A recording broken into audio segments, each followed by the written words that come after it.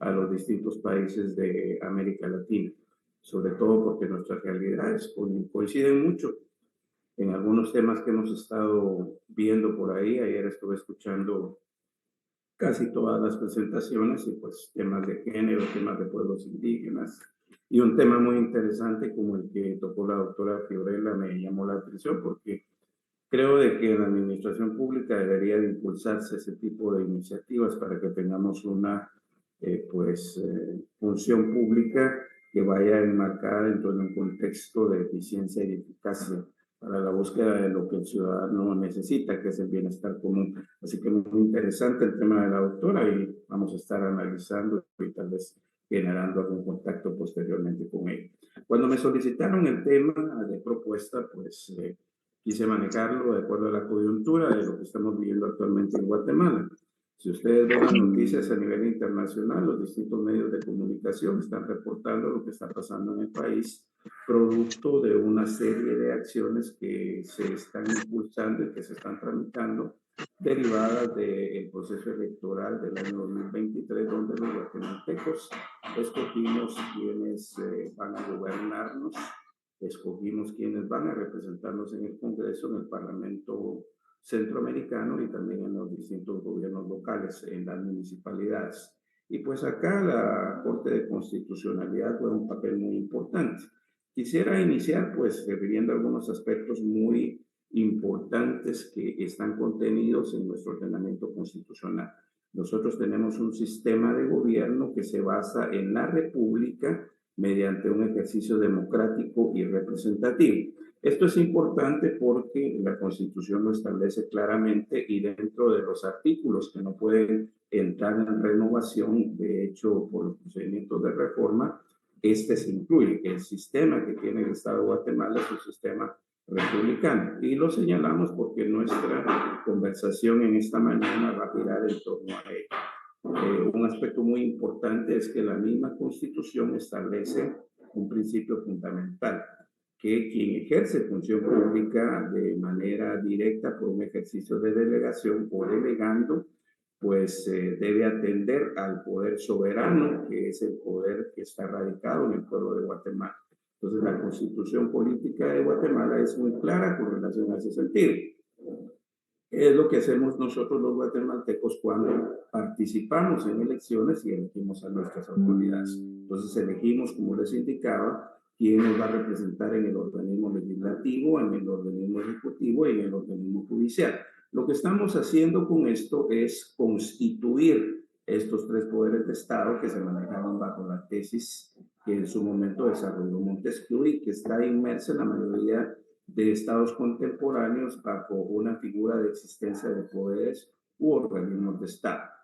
Sin embargo, en el caso de Guatemala, la estructura de nuestro Estado es más compleja. Si bien contamos nosotros con ejecutivo, legislativo y judicial, también tenemos inmersas en nuestra estructura del Estado instituciones autónomas que tienen pues algunas funciones específicas importantes y que a partir de la creación de la Constitución en el año 1985 y la entrada en vigencia en el año 1986, pues desarrollaron acciones de trascendental importancia para los guatemaltecos. Dentro de esas instituciones tenemos el Ministerio Público, que es el encargado de la persecución penal.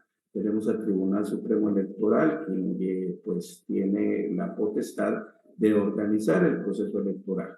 Y la Corte de Constitucionalidad, que si nosotros hacemos un análisis de cómo funcionaba en un ejercicio de derecho comparado interno en Guatemala, según se regulaba en la Constitución de 1965, pues los magistrados estaban integrados como magistrados que formaban parte de la estructura del organismo judicial. Entonces no podíamos hablar de una corte que de alguna manera pues atendiera con total independencia a cualquier cuestión que se sometía a su competencia. Lo interesante con relación a esto es que en ese sentido, pues estas instituciones como el Tribunal Supremo Electoral fueron puestas bajo propuesta, de acuerdo a lo que yo he tenido la oportunidad de escuchar de distinguidos miembros de la Asamblea Nacional Constituyente que, derivado de esta situación de crisis institucional que estamos viviendo, pues han dado su postura y qué mejor testimonio que el de ellos. Crearon esta figura del Tribunal Supremo Electoral bajo la visión de quien fuese pues, jefe de un gobierno de facto, que fue José Raymond Romón en ese momento. Nuestra Constitución, como algunos casos a nivel latinoamericano que hemos tenido la oportunidad de conocer, tiene algunos principios que fortalecen mecanismos de defensa que la misma Constitución establece. Como lo decía, quien fuese presidente de la Corte Interamericana de Derechos Humanos en su momento, gran amigo y colega de mi maestro, el doctor Jorge Mario García Laguardia, pues se atiende a mecanismos de defensa porque estamos bajo una dinámica de sistemas imperfectos. Derivado de esto, pues al momento de que el pueblo elige quién va a representarlo en una Asamblea Nacional Constituyente, establece bajo ese mandato líneas que permitan de alguna manera procedimientos de reforma limitados. En el caso de la Constitución de Guatemala, hay algunos artículos o partes del texto constitucional que se pueden, pues, modificar únicamente convocando a una Asamblea Nacional Constituyente. Y hay, pues, de alguna manera, alguna facultad en el Congreso de la República para que se pueda convocar a un proceso de consulta popular y ver si se pueden reformar algunos artículos, y siempre tomando en cuenta que hay artículos dentro de nuestra Constitución que no pueden ser reformables. Entonces, la Constitución tiene mecanismos de defensa y establece también un aspecto muy importante que es la preeminencia del derecho internacional. Nosotros en la Constitución no tenemos un catálogo de derechos. Se incluyeron porque nuestra Constitución entró en vigencia después del periodo de enfrentamiento armado interno que tuvimos, donde se dieron todos estos escenarios de masacres y violaciones a los derechos humanos y hechos de violencia que tuvieron como gran responsable al Estado y a todas las fuerzas de seguridad que en su momento se han identificado mediante procesos de investigación que han quedado documentados y procesos que han sido elevados a instancias internacionales. Entonces, nosotros pues tenemos la preeminencia del derecho internacional y también aplicamos lo que se conoce como el principio de no exclusión. ¿Qué es lo que permite esto como una cuestión importante para nuestro ordenamiento constitucional? Que todos los tratados y convenios internacionales que el Estado de Guatemala ratifica, pues formen parte de las leyes vigentes que nos permiten a los abogados en los distintos litigios, pues establecer mecanismos de defensa más efectivos. De hecho, pues, de acuerdo a lo que tenemos en este momento en pantalla, nosotros manejamos una jerarquía normativa clásica, donde pues el texto constitucional está en la parte más alta de esa jerarquía y también se ubican acá las leyes de rango constitucional. Dentro de esta ley de rango constitucional está la ley electoral y de partidos políticos, que nos va a servir para hacer la referencia que vamos a ir analizando a continuación. Y lógicamente, pues hay leyes ordinarias donde nosotros encontramos nuestro Código Penal, Código Civil, Código Procesal Penal, por citar algunos ejemplos, normas de carácter reglamentario y disposiciones individualizadas. Y es que hoy en día los guatemaltecos estamos teniendo la mediación y la intervención de una comisión de la Organización de Estados Americanos que ha estado acompañando pues todas estas incidencias que se han dado producto del proceso electoral. Nosotros formamos parte de estos dos sistemas, el sistema universal y el sistema interamericano. Y pues la presencia de la OEA fue solicitada en su momento por el actual presidente constitucional de la República, y nos encontramos pues inmersos a la espera de la generación de informes y del reporte de acciones de cómo vaya avanzando esta coyuntura en la que estamos inmersos hoy en día, y que de alguna manera, pues ya entrando en materia, nos tiene pues sobre la vista puesta en las instituciones, en particular las que tienen un mandato específico, que es la defensa de la Constitución y del orden constitucional. En ese tema, pues partiendo ya de lo que hablamos, nuestro Estado forma parte del sistema universal e interamericano. Hemos nosotros ratificado una serie de convenciones, por lo cual asumimos compromisos dentro de un contexto internacional para que nuestros jueces pues apliquen lo que se conoce como bloque de constitucionalidad o control de convencionalidad al momento de emitir sus resoluciones, tomando en cuenta no solo la dinámica normativa de derecho interno, sino que también lo que está regulado a nivel internacional. Entonces, todos los jueces están vinculados al tema de administración y de justicia, los que integran toda la estructura del organismo judicial y de la Corte de Constitucionalidad, bajo esa dinámica que se ha estado inmerso por parte del Estado de Guatemala, tendrían la obligatoriedad de observar estos criterios de carácter internacional novedosos y muy importantes, resolver lo que también se establece a nivel de tratados y convenios internacionales, sobre todo en materia de derechos humanos, porque nuestra Constitución, pues la primera parte es la parte dogmática, la que regula los derechos que los ciudadanos tenemos frente al Estado, frente al poder público, frente a que ejerce función pública.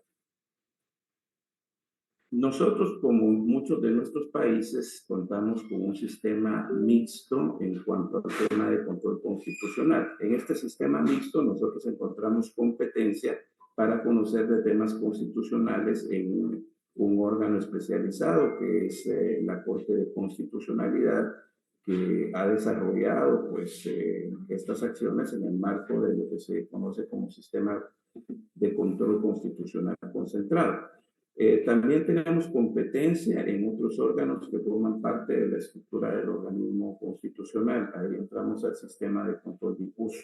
Y pues cuando regularmente estos órganos emiten una resolución en competencia constitucional, la ley de amparo, de exhibición personal y de constitucionalidad establece medios de impugnación. Y cuando regularmente se apela, esto se va a dirimir en cuanto a controversia constitucional a la Corte de Constitucionalidad. Entonces, nuestro sistema de control constitucional es un sistema mixto.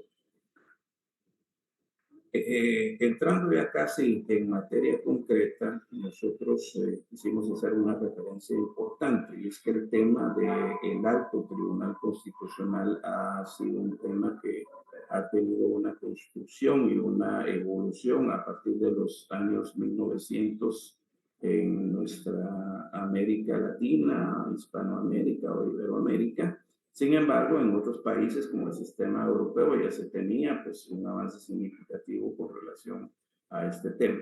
En 1928, el destacado jurista Hans Kelsen publicó un artículo al que denominó la garantía jurisdiccional de la Constitución. ¿Qué fue lo que estableció este autor importante y relevante para los estudiosos del derecho? La idea clave de que la Constitución solo puede ser defendida eficazmente si para garantizar su cumplimiento se crea una específica Corte Constitucional de Justicia. Entonces, el antecedente de construcción en cuanto al planteamiento de la tesis de este autor llevó a la Asamblea Nacional Constituyente, cuando elaboró la Constitución Política de la República, a incluir ya con una integración distinta a la que venía de la Constitución de Guatemala del año 65, a la Corte de Constitucionalidad. Y esa Corte de Constitucionalidad tiene una función esencial que se regula en la Constitución y en la Ley de Amparo, Exhibición Personal y de Constitucionalidad, que es una ley de rango constitucional, y pues establece el manejo de los procedimientos constitucionales. ¿Qué es lo que hace la Corte y por qué es tan importante? Es un tribunal permanente que tiene una jurisdicción privativa cuya función esencial, nótese bien lo que colocamos ahí con mayúscula y con subrayado, la defensa del orden constitucional. Actúa como tribunal colegiado con independencia de los demás organismos de Estado y ejerce funciones específicas que le asigna la Constitución y leyes de la materia. Entonces, el rol que en una democracia como la nuestra tiene la Corte de Constitucionalidad es muy importante y es fundamental. Puede en un momento determinado cuestionarse el accionar de algunas entidades o mecanismos de control. Sin embargo, hay un escenario que nos lleva en un momento determinado a una instancia donde esa controversia tiene que dirimirse y establecerse bien los mecanismos de competencia, en este caso que tienen las instituciones, y de alguna manera pues resolver en base al respeto y a la tutela de lo que se regula en el orden constitucional.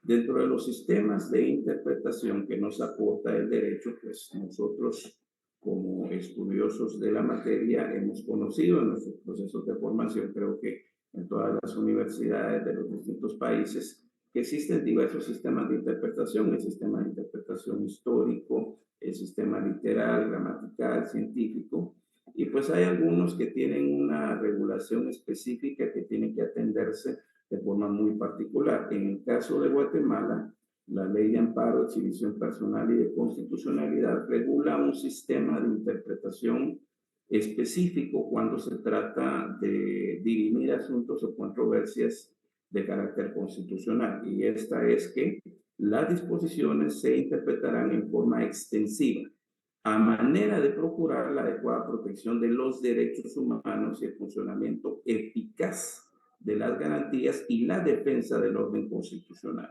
Creo que bajo este marco es claro cómo debe de resolver un juez constitucional. Y bajo esa línea, pues aquí tenemos en pantalla a los magistrados que integran actualmente la 8ª magistratura de nuestra Corte de Constitucionalidad, con un periodo de 2021 a 2026. Entonces, atendiendo a lo que hemos estado conversando hasta este momento, el juez constitucional tiene fortalezas al momento de dirimir controversias constitucionales, atendiendo a criterios de control de convencionalidad o bloque de constitucionalidad, partiendo lógicamente de lo que establece la Constitución en cuanto a la estructura del Estado y los derechos que deben de respetarse a los ciudadanos.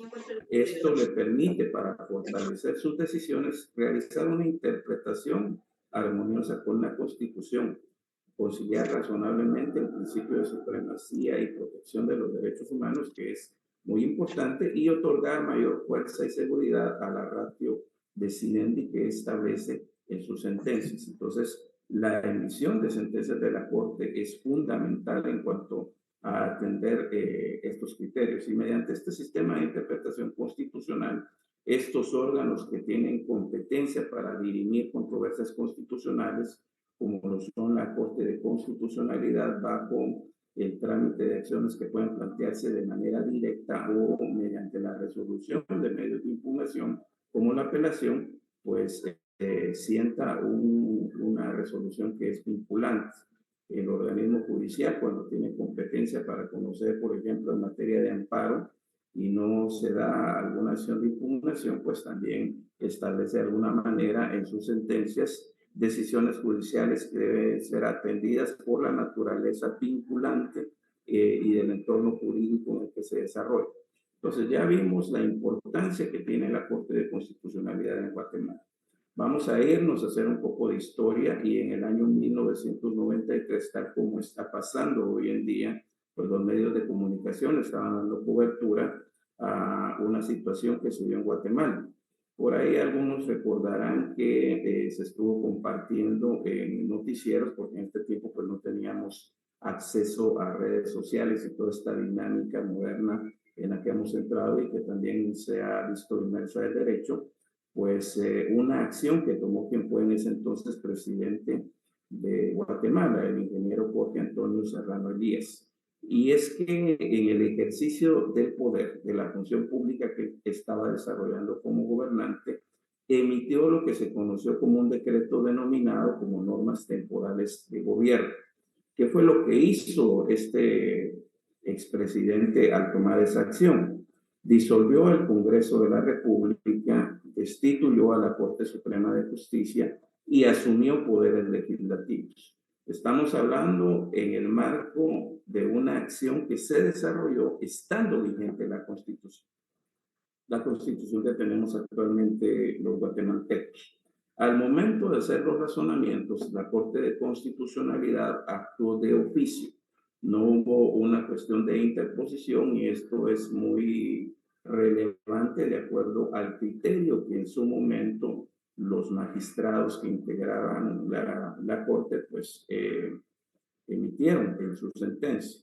Y pues dentro de ello recuerdo yo la figura del doctor Epaminondas González Dubón y la figura del doctor García Rodas, que fue mi docente. Tuve la oportunidad de tenerlo como maestro y fue parte de quienes integraron esta Corte de Constitucionalidad que se pronunció contra la acción del presidente, que pretendía de alguna manera perpetrar mediante alguna acción un estatus de gobierno bajo su beneficio o línea de conveniencia. En ese sentido, la base de lo que emitió la Corte de Constitucionalidad se fundamentó en la regulación del principio de supremacía constitucional o superlegalidad constitucional, como deviene del ordenamiento jurídico francés, en cuanto a que cualquier disposición que disminuya, restringe, tergiverse, contraríe, viole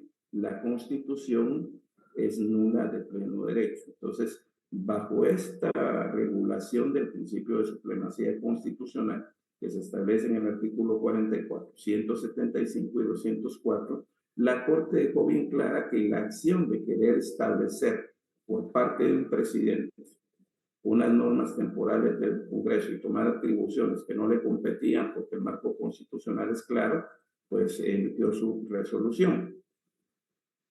En la Constitución Política de la República, uno de los regímenes que están regulados es el régimen político electoral. Diría yo, pues, que es importante derivado del reconocimiento per se que tiene en la misma Constitución. Y ahí encontramos dentro de la regulación constitucional de manera no específica el tema de regulación a las organizaciones políticas a las cuales el Estado debe garantizar su libre formación y funcionamiento.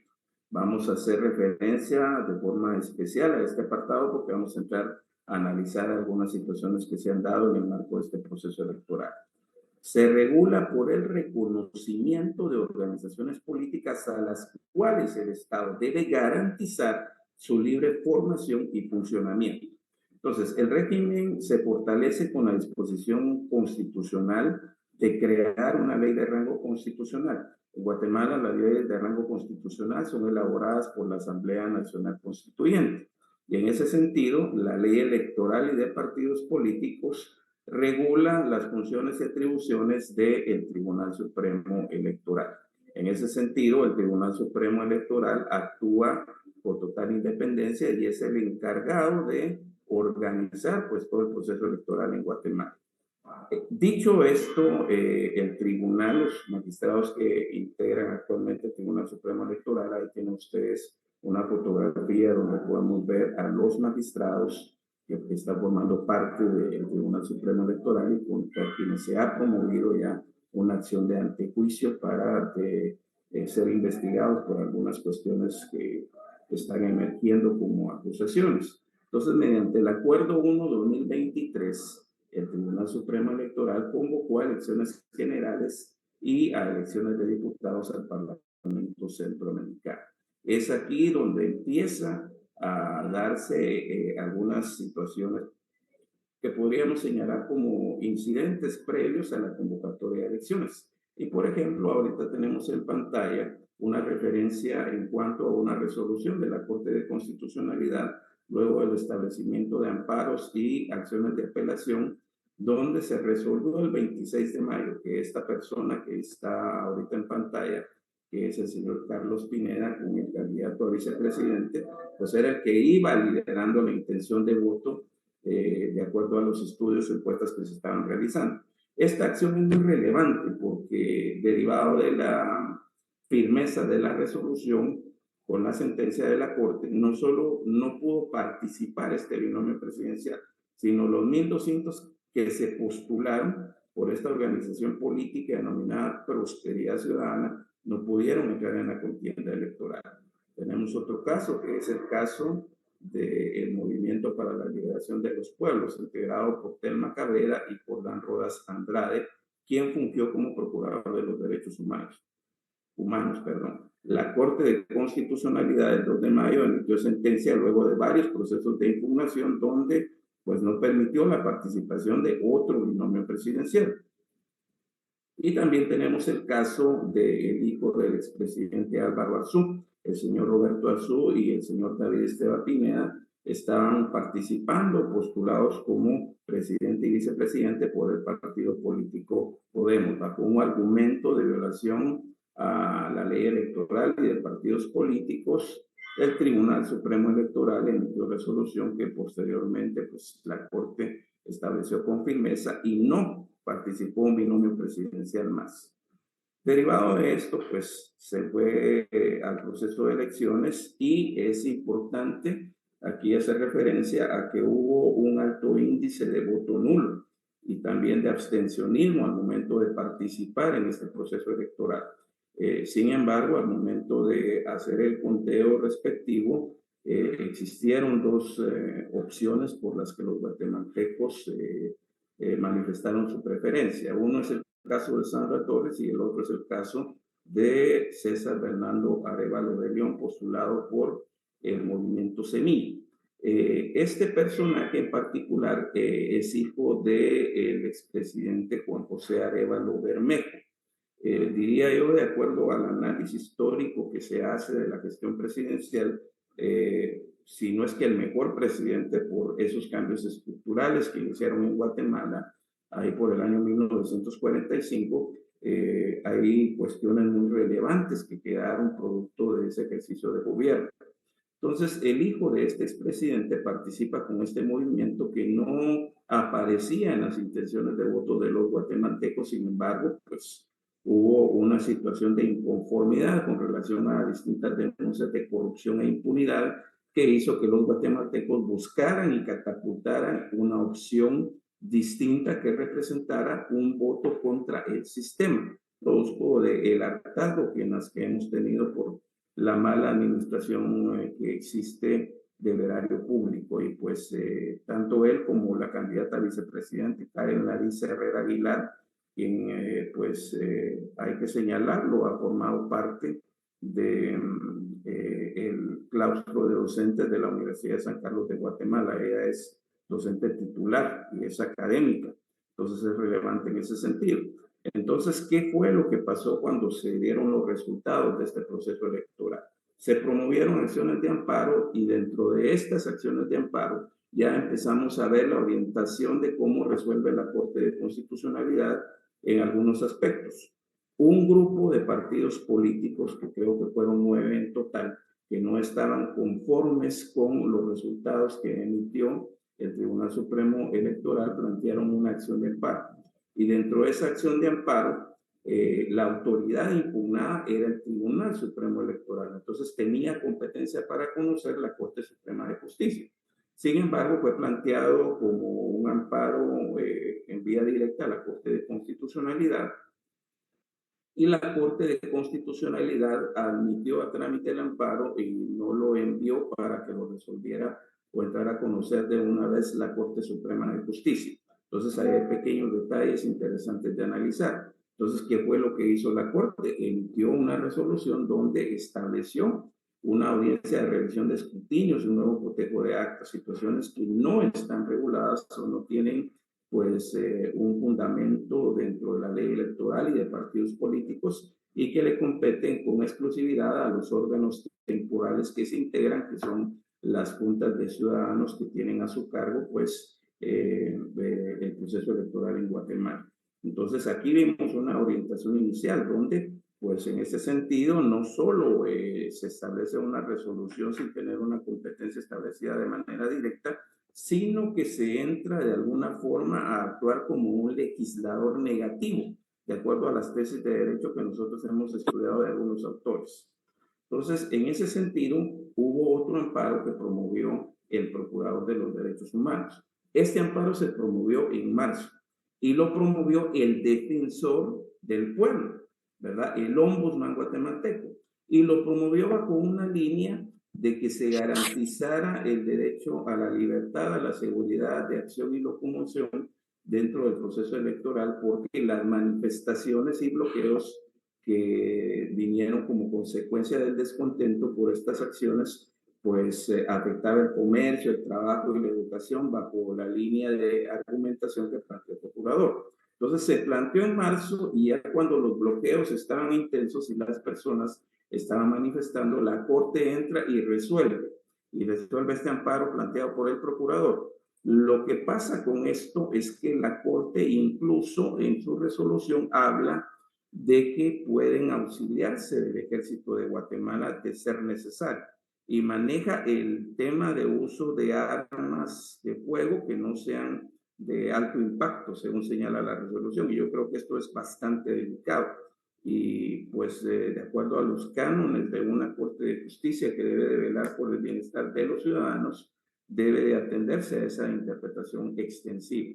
Derivado de esto, pues también hay una contraparte y es que las personas que en su momento iniciaron con este proceso de manifestación pacífica, que ha tenido algunos contextos como acciones de bloqueo y escenarios donde ha habido algunas cuestiones de violencia, también promovieron una acción de amparo ante la Corte de Constitucionalidad. Y estas fueron autoridades indígenas y ancestrales. Y aquí la Corte les garantiza el derecho a manifestar, lógicamente estableciendo que debe hacerse en el marco de una manifestación pacífica y poniendo límites en cuanto a no establecer temas de bloqueos o situaciones de ese tipo. Y también tenemos nosotros una resolución de la Corte de Constitucionalidad que se estableció por una acción que promovió el Tribunal Supremo Electoral. Entonces, Guatemala es una república que tiene frenos y contrapesos. Esos frenos y contrapesos devienen de un ejercicio de control que se da no únicamente entre los organismos de Estado, se da también dentro de instituciones que tienen un rol específico y una participación directa en ciertos escenarios. De hecho, pues el Tribunal Supremo Electoral es el que se encarga de todo lo relacionado con el proceso electoral. Sin embargo, la competencia, cuando hay alguna cuestión de controversia, debe de establecerse mediante el uso de garantías constitucionales como el amparo o la inconstitucionalidad, que se van a resolver en la Corte de Constitucionalidad. Entonces, el Tribunal Supremo Electoral, con funciones meramente electorales, no tiene competencia de la que tiene el organismo judicial ni la Corte de Constitucionalidad. Su competencia es en materia electoral. Entonces, presenta un tema de duda de competencia.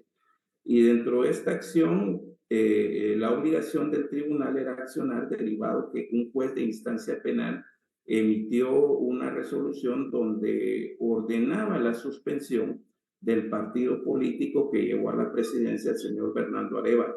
Entonces, el Ministerio Público tomó algunas acciones de investigación y, lógicamente, pues el tribunal, por tratarse de un tema de carácter electoral, planteó este tema de duda de competencia.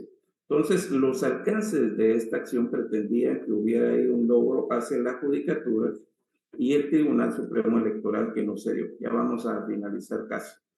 La cuestión de competencia promovida por el tribunal en un momento determinado, pues se derivó debido al descontento ciudadano y de las mismas autoridades por los allanamientos que se ordenaron y que se realizaron en el registro de ciudadanos y el manejo de las cajas electorales que contenían los votos y estaban ubicados en el centro de operaciones del proceso electoral.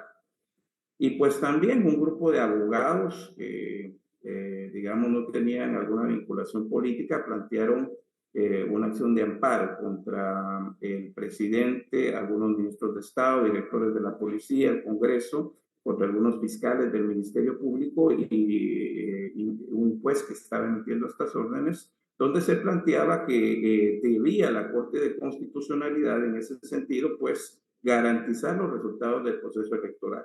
Y derivado de esto, esta acción se resolvió y en la resolución se dio plena garantía al proceso. Sin embargo, hay algunas frases que atienden en una buena medida a poder abrir la opción para que se pueda generar algún tema de impugnación que limite nuevamente la consolidación del proceso electoral.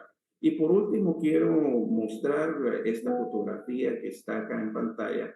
Las personas que están acá son representantes de los 48 cantones de Totonicapán, ese liderazgo de pueblos originarios.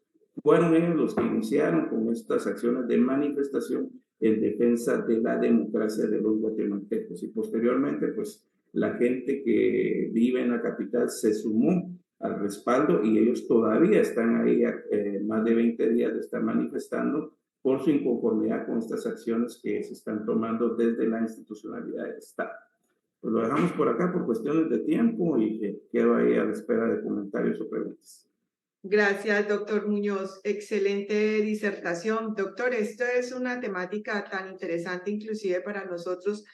Conocemos el efecto mariposa, pues realmente unas alas de una mariposa se mueven en la China y produce un tsunami en América Latina. Hoy en día es supremamente valioso para cada estudiante que se está formando esto dentro del programa de Derecho y para cada ciudadano de este globo terráqueo estar enterado en geopolítica. Debemos conocer cómo estamos en América Latina, cómo estamos en América, en los distintos continentes de nuestro globo terráqueo. Entonces, valiosa su disertación, doctor. Hay varias preguntas dentro del chat. Doctora Fabiana, ¿quiere decir algo? ¿O alguien activó el micrófono? Bueno, doctor, hay varias preguntas.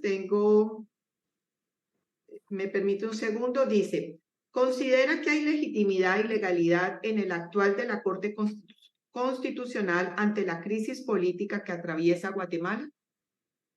Muy bien, muchas gracias. Yo creo que lo que está fallando acá en el caso de Guatemala, y esto lo hemos visto de acuerdo a los análisis que se están nutriendo por parte de académicos o personas de otros países, y es el tema de la representación de cómo se integra la Corte de Constitucionalidad. Entonces hay magistrados que postula el organismo ejecutivo, la Corte Suprema de Justicia, que postula el Colegio de Abogados y Notarios, que es una entidad gremial. Entonces, por ahí ese sistema de postulación de magistrados es el que está fallando, porque de alguna manera cuando nosotros vemos cómo está integrada la Corte actual, pues ahí está quien ejerció como secretaria privada del presidente. Entonces va a atender lógicamente, aunque se hace un juramento de fidelidad a la Constitución, a intereses que puedan plantearse. Y lo vemos reflejado perfectamente hoy en día con una decisión que tomó la Corte. Y es que después de estar varios años con una violación a la Constitución, al no haber cambiado magistrados de Corte Suprema de Justicia y magistrados de salas de apelaciones, se ordenó que para un periodo de 11 meses, digamos que casi terminan 2 periodos, uno sin haber sido electos, deben de tomar posesión. Entonces creo que el tema de legitimidad, los guatemaltecos están cuestionando bastante esto, no solo de la Corte de Constitucionalidad, de la mayoría de instituciones. Y recordémonos que esa falta de legitimidad ya ha tenido efectos en Guatemala. Tuvimos un sistema que se conoció como descontento y que llevó a aquella famosa acción que hizo que muchos diputados del Congreso salieran, que se llamaron los depurables, ¿verdad? Porque las acciones eran muy cuestionadas por la población. Gracias, doctor.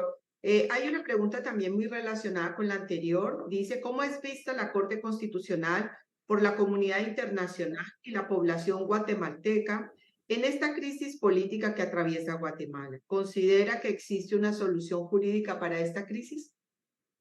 Y es que realmente el centro de hacer una reflexión con relación al sistema, el accionar del Tribunal Constitucional y las decisiones que en un momento se tomaron como la de la magistratura del año 93, que puso orden dentro del Estado de Guatemala y tomó acciones fuertes y determinantes, no al tanteo para de alguna manera no generar descontento en ciertos grupos de poder o élites de poder en Guatemala. Entonces creo yo de que en un momento determinado los magistrados deben de recordar el juramento de fidelidad a la Constitución que realizaron.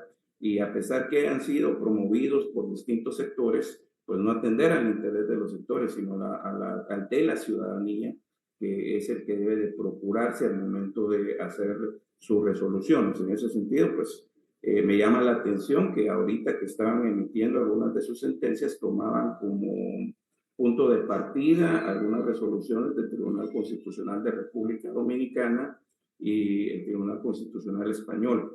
Entonces creo que a nivel de Guatemala el hecho de estar tomando referencias de algunos sistemas internacionales o de países es importante. De la misma forma creo que nos ven a nosotros fuera de Guatemala y hemos visto cómo ha habido mucha cobertura a nivel de medios de comunicación tradicionales y sobre todo esta nueva tendencia de medios de comunicación a través de redes sociales, que ha hecho que esto explote tremendamente y que sea conocido pues en todo el mundo.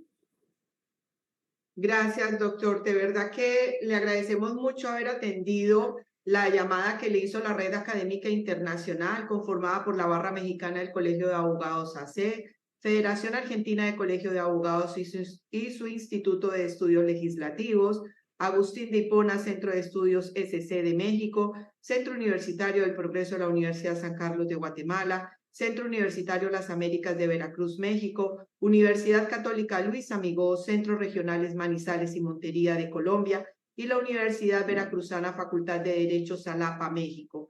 De verdad, doctor, que muchísimas gracias por su valiosa disertación.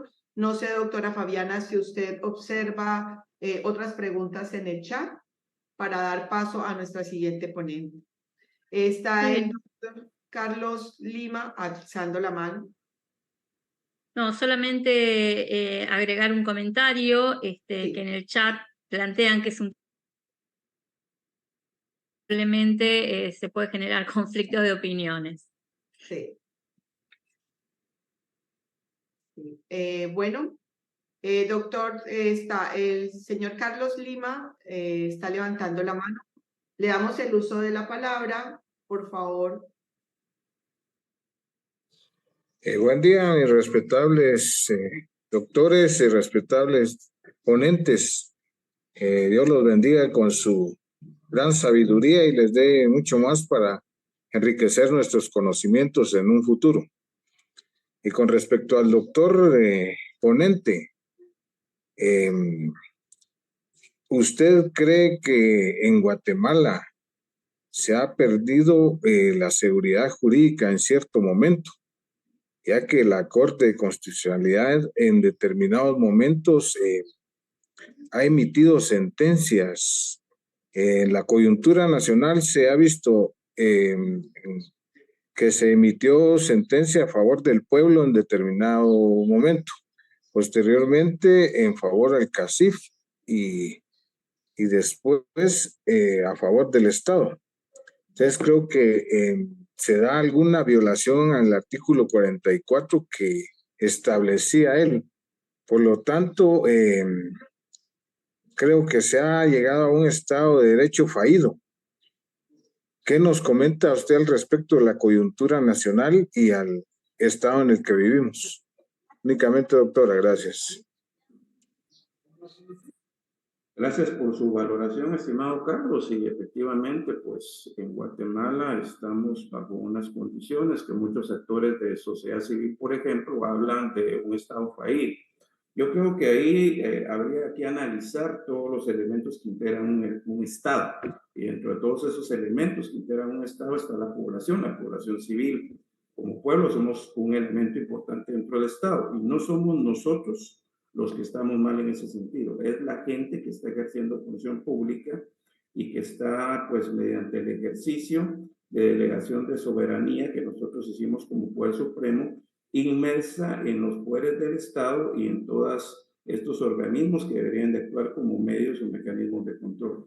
Entonces creo yo que las resoluciones son bastante controversiales y sin duda alguna, pues, maquilladas para que haya un revestimiento jurídico que tiene detrás la protección de intereses de élites gremiales, empresariales y económicas que han actuado en el país y a la que se les, pues, privilegia con esta toma de decisión.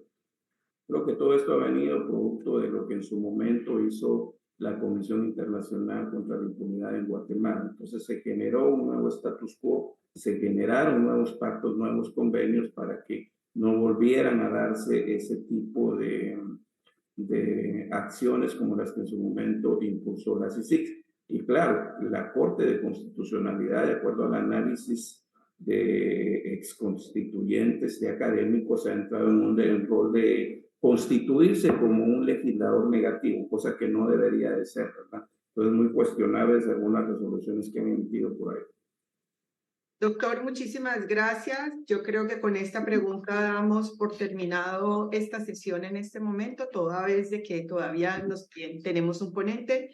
De verdad, doctor Muñoz, gracias por el espacio compartido, por comentarnos cómo se encuentra su querido país, que es muy amado también por todos nosotros a través de nuestro querido amigo Rodolfo Santizo, que le mandamos un cordial saludo. Muchas gracias a todos los que se encuentran y continuamos con la siguiente ponencia. Doctora Fabiana, adelante.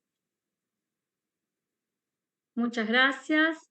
Corresponde ahora presentar a la siguiente ponente, ella es de Argentina, y con ella vamos a cerrar este segundo Congreso Internacional de Derecho. Su ponencia se denomina Régimen de Licencias para Abogadas y Abogados. La siguiente disertante es la doctora Marisa Falconier. Ella es abogada litigante del Fuero de la provincia de Salta, Argentina. Es docente de las cátedras de Derechos Reales y Derecho Laboral de la Universidad Católica de Salta. Se ha desempeñado como vicepresidenta del Colegio de Abogados y Procuradores de Salta, como miembro del Consejo de la Magistratura de la provincia y prosecretaria de la Federación Argentina de Colegios de Abogados. También ha sido secretaria del COADEM, Centro y Órdenes de Abogados del Mercosur. Es especialista en justicia constitucional y derechos humanos y ha sido y es disertante en diversos cursos y jornadas. Y le agrego que es una abogada con gran compromiso militante por los derechos de las mujeres y diversidad. Marisa, un placer saludarte y adelante, el auditorio es para vos.